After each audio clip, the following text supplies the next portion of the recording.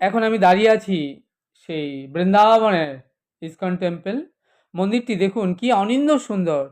এই যে দেখছেন, এটা একটু মিউজিয়াম। মূল গেট দিয়ে ইসকন মন্দিরে প্রবেশের ডান দিকেই